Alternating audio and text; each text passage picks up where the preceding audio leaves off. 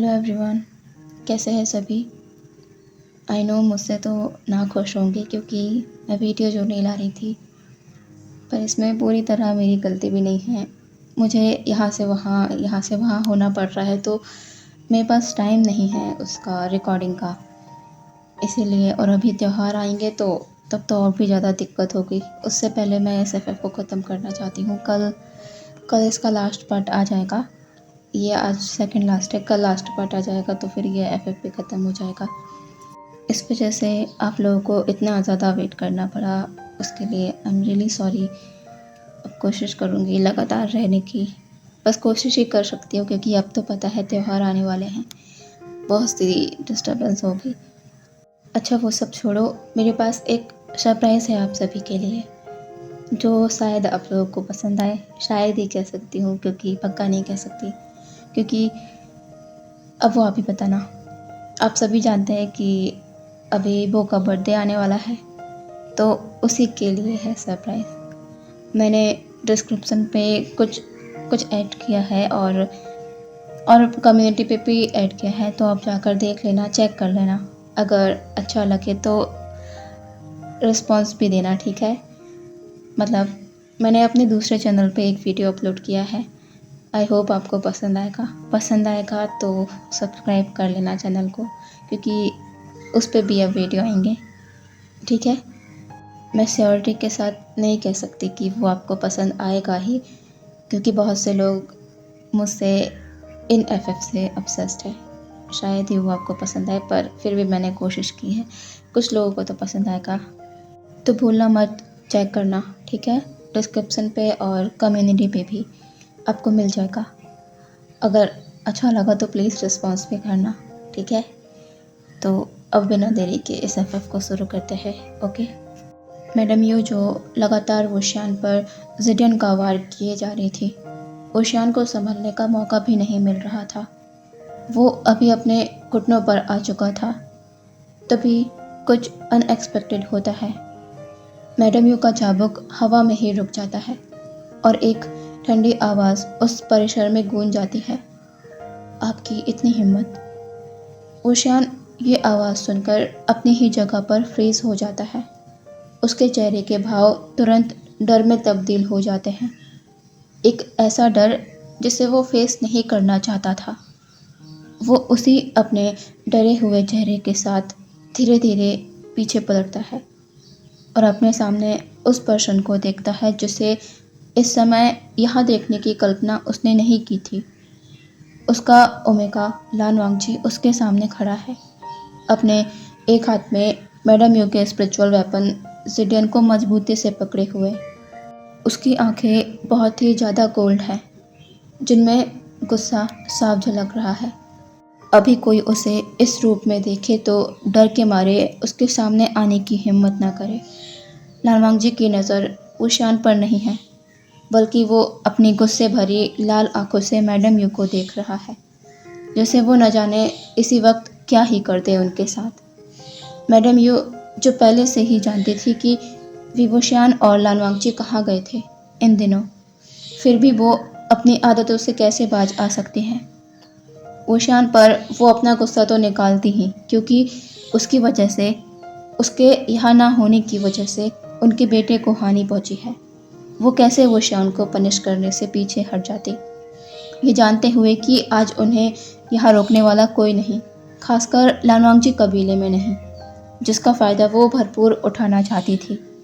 लेकिन उन्हें नहीं पता था कि लानवांगजी इस तरह यहाँ आ जाएगा। मैडम यू लानवांगजी के इस रूप को देखकर थोड़ा सा तो घबरा चुकी थी, क्योंकि वो बखूबी जानती है कि उनका लानवांगजी से कोई मुकाबला नहीं, और जिस तरह उनके पावरफुल स्पिरिचुअल वेपन को लानवांगजी ने पकड़ा हुआ है, उसकी ताकत का अंदाज़ा लगाया जा सकता है। लेकिन मैडम यू तो मैडम यू है, वो कैसे इतनी आसानी से अपनी अकड़ को छोड़ दें। मैडम यू कहती है, हाँ गुंजन, ये आप क्या कर रहे हैं, मेरे चाबुक को छोड़िए। लानवांगजी ये सुनकर कोई प्रतिक्रिया नहीं देता।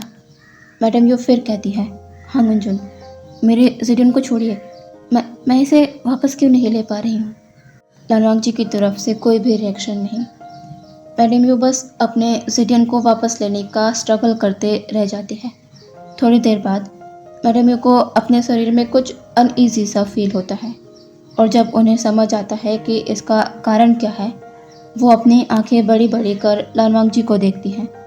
उनका चेहरा पसीने से तरबतर होता जा रहा था।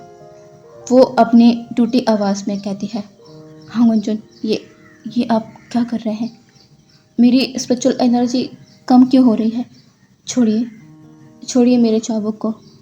लेकिन लानवांग जी वो भाव शून्य खड़ा मैडम यू की हालत को देख रहा था। तभी कुछ लोग वहाँ आते हैं। वो जियांग यानली और जांग फैमिया है। मैडम यू अब तक कमज़ोर अपने घुटनों पर आ चुकी थी। जियांग यानली और जांग फैमिया जल्दी से उनके पास आकर उन्हें संभालने लगते हैं। अब तक उन्हें भी समझ आ गया था कि यहाँ हो क्या रहा था। जांग फैमियान कहते हैं, हाँ गुंजन, कृपया कर रुक जाइए। यू की आध्यात्मिक शक्ति निरंतर कम हो रही है। अगर आप ऐसा ही करते गए तो उनका स्पिरिचुअल वेपन जिडियन नष्ट हो जाएगा। लानवांग जी ने जियांग फैमिया की बात को भी अनसुना कर दिया था। जियांग यानली जल्दी से लानवांग जी के पास आकर कहती है, हाँ गुंजन, मैं माँ की तरफ से आपसे क्षमा मांगती हूँ। कृपया उन्हें छोड़ दीजिए। अब ऐसा दोबारा कभी भी नहीं होगा। मेरा विश्वास कीजिए। मैडम यू की आंखें जब लगभग बंद ही होने वाली थी आध्यात्मिक शक्ति की कमी से, तब जाकर लानवांग जी मैडम यू के जिडियन को छोड़ता है, जिसकी रोशनी लगभग ना के बराबर हो गई है। मैडम यू को अब जाकर थोड़ी राहत मिलती है। लानवांग जी का हाथ इतनी देर तक जिडियन को पकड़े रहने की वजह से जल गया है, लेकिन लानवांग जी को जैसे इसका होश ही नहीं। वहाँ पर कबीले के लोगों की भीड़ भी इकट्ठी हो गई थी, जो इस नज़ारे को चुपचाप और सहमे हुए देख रहे थे। उन्होंने सुना तो था, लेकिन आज देख भी लिया कि एक ओमेगा होकर भी क्यों सभी हांगो जिनकी इतनी ज़्यादा रिस्पेक्ट और सराहना करते हैं, एक अल्फ़ा से भी ऊंचा मानते हैं उन्हें। आज साक्षात सभी को ये दिख भी गया कि ये कोई उड़ती अफवाहें नहीं हैं। हांगो जुन सच में इसके काबिल हैं। लानवांग जी अभी इतने ज़्यादा गुस्से में है कि उसे खुद भी नहीं पता कि वो कब क्या कर देगा। वो टाइटली अपनी मुट्ठी को कसता है और बिना कुछ कहे, बिना किसी को एक नज़र देखे और ना ही किसी को कुछ देर पहले जो भी हुआ उसकी सफाई दिए वहाँ से चला जाता है। उसके पीछे शिनशिन भी चली जाती है, जो लानवांग जी के साथ यहाँ आई थी। मैडम यू जो कमज़ोर हालत में नीचे बैठी हुई है, उसके बाद भी वो कहती हैं, कुल प्रमुख, आप उसे ऐसे कैसे जाने दे सकते हैं? आपने देखा उसने क्या किया जियांग कबीले की महारानी के साथ। आप उसे सज़ा दीजिए, कड़ी से कड़ी सज़ा।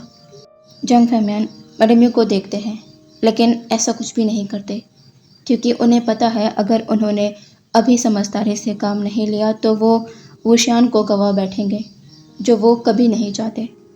जियांग फैमिया यानली और कुछ मेड्स की मदद से मैडम यू को हीलर कक्ष में भेज देते हैं और वो भी उनके पीछे चले जाते हैं। यहाँ भी वुशियान जब से लानवांग जी आया है, उसकी नज़र एक सेकंड के लिए भी उससे हटी नहीं थी, लेकिन उसका मन बहुत घबरा जाता है। उसके अंदर डर समा जाता है जब लानवांग जी ने एक नज़र भी उस पर नहीं की और बिना कुछ कहे यहाँ से चला गया। वुशियान अब वहाँ रुक नहीं पाता। उसे अपने ओमेगा से मिलना है, उससे बात करनी है। वुशियान तेज़ी से वहाँ से निकल जाता है। अभी यहाँ इतना कुछ हुआ, लेकिन उसकी आंखों के सामने दृश्य चल रहा है तो लानवांग जी की उन ठंडी निगाहों का, ना कि लानवांग जी किस तरह मैडम यू को तड़पा रहा था उसका। वो सब कुछ तो वुशियान के दिमाग में भी नहीं चल रहा।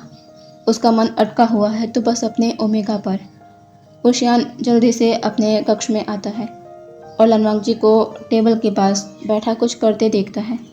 उसे समझ आ जाता है कि लानवांग जी क्या कर रहा है। वो उसके आज के इन नए जख्मों के लिए दवा बना रहा है। वुशियान लानवांग जी की कही उस बात को याद करता है। कृपया बस यही करिएगा कि मुझे कभी वापस से आपके लिए ये दवा बनाने की ज़रूरत ना पड़े। वुशियान की आंखें ये याद कर टाइटली बंद हो जाती हैं। वो अपने लानवांग जी से किए वादे पर कायम नहीं रह पाया। वुशियान कमरे के बीचों बीच खड़ा है, लेकिन उसके मुंह से एक शब्द भी नहीं निकल रहा। वो लानवांग जी से कुछ भी नहीं कह पा रहा। लेकिन कब तक? वैसे भी लालवांग जी की ये खामोशी वुशियान के डर को और भी ज़्यादा बढ़ा रही है। वुशियान अपनी चुप्पी को तोड़ते हुए कहता है, राजकुमार लान, मुझे माफ़ कर दीजिए। अभी कुछ देर पहले जो भी हुआ, मैं वैसा कुछ भी नहीं होने देना चाहता था। मैंने महारानी से पूछना चाहा, लेकिन वुशियान अब चुप हो जाता है क्योंकि उसके पास शब्द ही नहीं है अपनी सफाई के लिए। लालवांग जी अभी भी अपने काम में लगा हुआ था। उसने वुशियान की बातों में कोई भी प्रतिक्रिया नहीं दी थी, जैसे उसने वुशियान की बातों को सुना ही ना हो। लालवांग जी अब अपनी जगह से खड़ा होता है। उसके हाथ में दवा का बाउल है। वो पीछे पलटकर बिना वुशियान को देखे कहता है, अपने अपर रूप को हटाइए। वुशियान को अपने दिल में शार्प पेन होता है ये देखकर कि लालवांग जी उसे एक नज़र भी नहीं देख रहा, लेकिन फिर भी वुशियान कुछ ना कहते हुए लालवांग जी के कहने पर अपने अपर रूप को हटा देता है और बेड पर जाकर बैठ जाता है। लालवांग जी वुशियान के पास आकर वुशियान की बैग को देखता है जो खून से लाल है। इस बार वुशियान को उसके शोल्डर पर भी चाबुक के घाव मिले हैं, जिन्हें देख लालवांग जी की आंखों में जो कोल्डनेस थी वो तो कहीं गायब सी हो गई है। उसके बदले उसकी आंखें नम हो चुकी हैं। वो क्या सोचकर यहाँ वापस आया था? इससे अच्छा होता कि वो लान कबीला जाता ही नहीं। अगर उसे पता होता कि वुशियान के साथ मैडम यू फिर ऐसा कुछ करने वाली है, तभी वो लान कबीले में वुशियान के बिना नहीं रुक पाया, क्योंकि उसका मन जान गया था कि फिर कोई अनहोनी होने वाली है। अगर वो समय पर यहाँ ना आता तो क्या होता वुशियान के साथ? लेकिन वो इसके लिए कैसे दोस्त थे? वुशियान को, जो कभी अपने खिलाफ हुए दुर्व्यवहार का विरोध नहीं करता, सब कुछ चुपचाप सह लेता है, या फिर मैडम यू को, जो उसके अल्फ़ा को कुछ भी नहीं समझती, जिन्हें लगता है कि उन्होंने उसके अल्फ़ा को खरीद लिया है, वो उसके साथ जैसा चाहे वैसा सलूक कर सकती हैं, क्योंकि वो जानती हैं कि सामने वाला उन्हें कभी नहीं रोक सकता। या फिर वो अपने इस दिल को दोष दे जो इस अल्फ़ा से बेइंतहा प्यार करने लगा है। उसे तकलीफ़ में देखकर अपने दिल में दर्द महसूस करता है। वो क्या करे? लालवांग जी यही सोचते हुए वुशियान के घावों पर मलहम लगा रहा था। उसे पता भी नहीं चलता कि कब उसकी आंखों से 2 बूंद आंसू वुशियान की बैग में गिर जाते हैं। लालवांग जी को इसका होश नहीं, लेकिन वुशियान ने इसे महसूस किया। लालवांग जी को होश तब आता है जब वुशियान उसका हाथ पकड़ उसे अपने सामने करता है और उसकी आंखों में आंसू देख चिंता से पूछता है, राजकुमार लान, आप रो रहे हैं? क्या हुआ आपको? लालवांग जी वुशियान की बात को सुन अब उसे महसूस होता है अपनी आंखों की नमी। वो अपने दूसरे हाथ को ऊपर कर अपने गाल पर रखता है। उसे पता ही नहीं चला कि वो रो रहा है। लालवांग जी के ऐसा करने पर वुशियान की नज़र लालवांग जी के हाथ पर जाती है और वो तुरंत अपनी जगह पर उठ जाता है और लालवांग जी के हाथ को पकड़कर कहता है, राजकुमार लान, आपका हाथ, ये कैसे? वुशियान को अब याद आता है लालवांग जी की नाराज़गी की बात के आगे वो तो ये भूल ही गया था कि लालवांग जी ने ज़िरियन को थामा हुआ था, जिससे उसका हाथ ज़ख्मी हो गया होगा। वुशियान को अपनी ही नासमझी और गैर जिम्मेदाराना हरकत पर बहुत गुस्सा आता है। वो गिल्ट के गहरे समुद्र में डूब जाता है। वुशियान लालवांग जी के बनाए दवा को लेकर लालवांग जी के हाथ में लगाते हुए कहता है, राजकुमार लान, आपने क्यों किया वो? देखिए अपने आप को किस तरह चोट पहुंचा ली है। लालवांग जी थोड़ी देर तक वुशियान को देखता है, फिर वुशियान के हाथ से अपने हाथ को छुड़ाकर उसे क्रॉस कर बिना कुछ कहे आगे बढ़ जाता है, लेकिन वुशियान लालवांग जी की कलाई को पकड़ उसे रोक लेता है। वो अपनी नज़रें नीचे कर कहता है, राजकुमार लान, आप मुझसे नाराज़ हैं, मुझे माफ़ कर दीजिए। मैं आपके वादे पर कायम नहीं रह पाया। मैं आपके लायक नहीं हूँ। मेरी वजह से आपकी आंखों में आज आंसू देखे मैंने। मुझे डर है कि मैं आगे आपको खुश। वुशियान की बात को बीच में ही काटते हुए लालवांग जी कहता है, मैंने पूरे दिल से अपना रिश्ता आपके साथ जोड़ा है। हर सुख दुख में आपके साथ रहूँगा, चाहे परिस्थितियाँ कैसी भी क्यों ना हो। आज जो मैंने किया मुझे उसका ज़रा भी अफसोस नहीं है, और आगे भी ऐसा कुछ करना पड़ा तो मैं पीछे नहीं हटूँगा, क्योंकि मुझे किसी का डर नहीं। आगे मैं आपको कभी किसी बात के लिए नहीं कहूँगा। आप स्वतंत्र हैं अपने मुताबिक काम करने के लिए। लेकिन एक बात है जो मैं आज आपसे कहना चाहता हूँ, और चाहता हूँ कि ये बात आप हमेशा याद रखें। मास्टर वी वुशियान, अपने आप को तैयार रखिएगा आगे जो होगा उसके लिए। आज जो सलूक मैडम यू यहाँ आपके साथ कर रही हैं, कल वैसा ही सलूक आपके आने वाली अल्फ़ा संतान के साथ होगा। और तब भी मैं कुछ नहीं कहूँगा, क्योंकि वो आपका बेटा होगा, उस पर आपका हक होगा, क्योंकि आप उसके पिता होंगे।